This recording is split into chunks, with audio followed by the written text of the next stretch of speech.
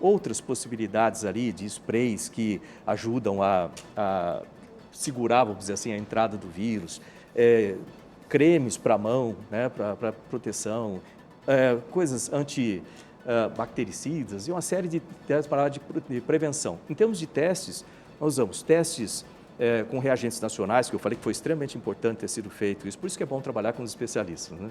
Então, nós temos hoje, não temos medo de mudança do vírus, mutação que a gente consegue acompanhar com os testes, testes com inteligência artificial, testes de águas residuais, onde você não consegue testar uma pessoa, você testa as águas residuais, você tem uma ideia do que acontece, uma medida indireta.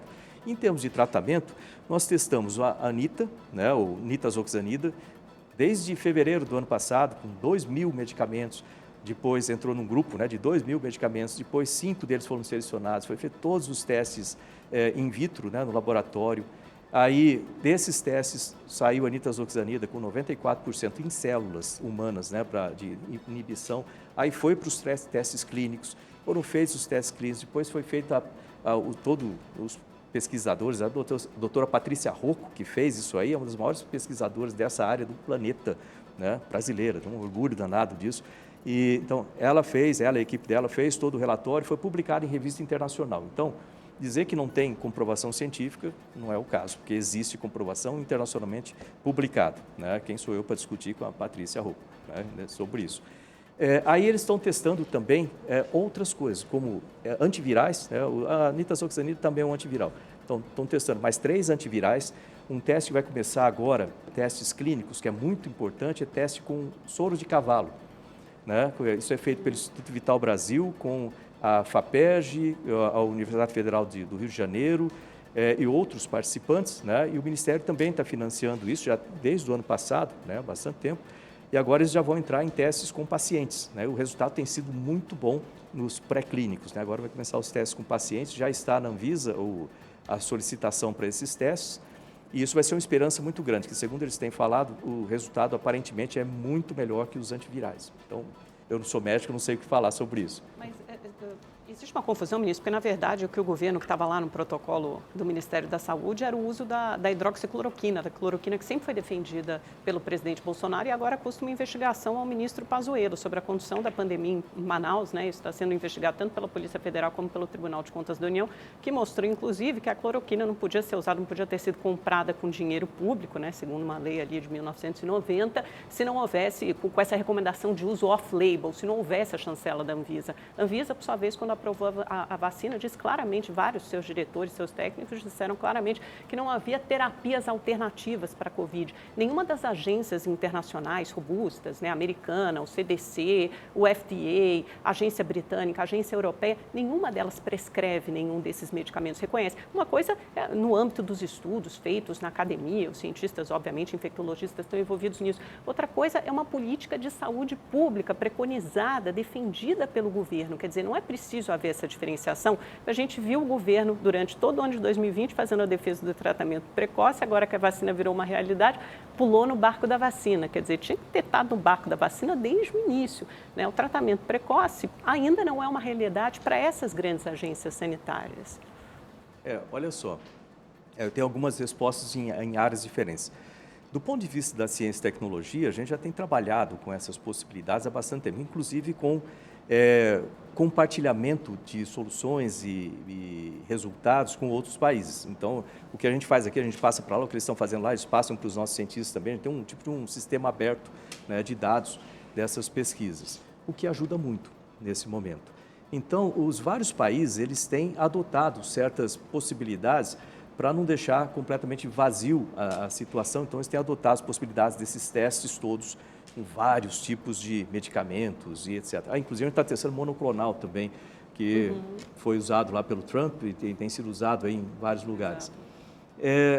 Eu não sou, tipo assim, eu não tenho conhecimento da parte do Ministério da Saúde, né, dos protocolos, etc., que isso aí eu deixo para o Pazuello responder, que é mais da área dele lá. Então, eu não vou entrar por esse lado da análise da saúde, como isso é aplicado à população, que o Ministério, aqui, eu brinco assim, eu falo assim, a gente funciona mesmo como uma corrida de revezamento.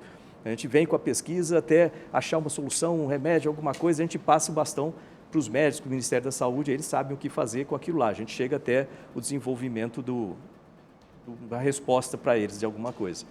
E a gente está fazendo exatamente isso. Então, nessa busca aí de monoclonais, plasma convalescente, soro de cavalo, antivirais, é para dar aos médicos essa possibilidade do médico não ficar de mão atada e falar, poxa, o que eu faço? Essa pessoa está aqui, né? Eu não posso, voltei à idade média, vou ter que fazer o quê? Tirar sangue da pessoa, coisa assim do tipo. Então, a gente tem que dar aos médicos essa possibilidade.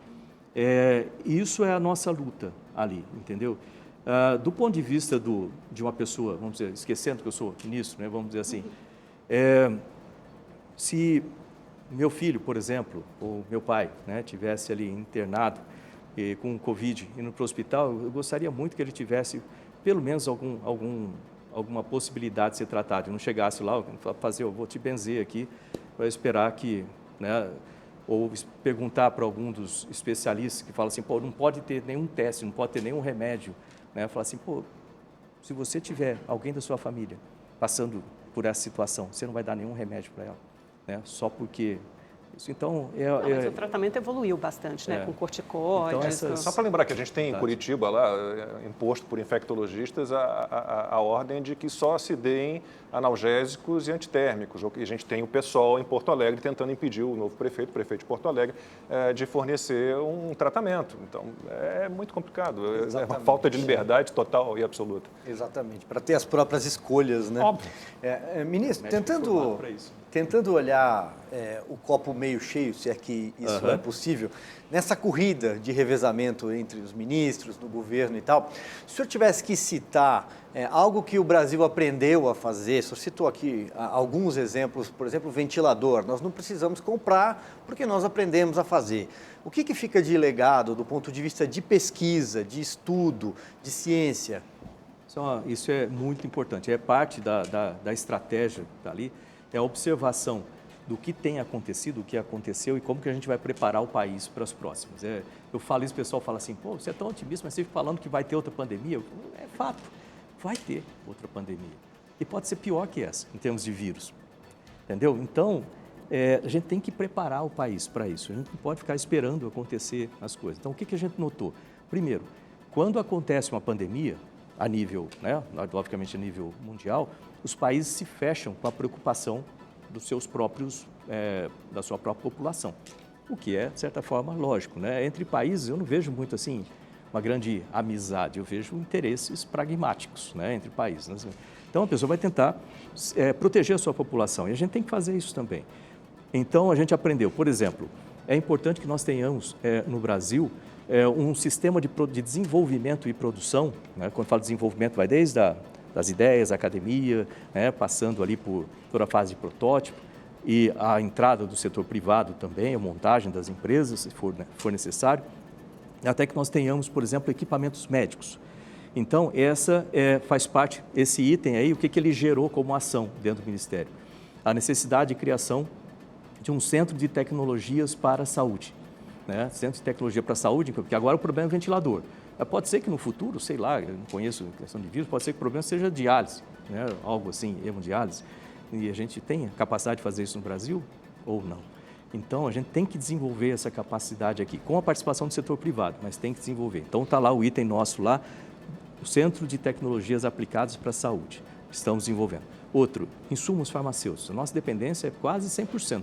De insumo farmacêutico, da Índia, da China, de outros lugares. Só 5% eu vi numa reportagem, autores são produzidos no Brasil, é Exato. Absurdo. É muito pouco.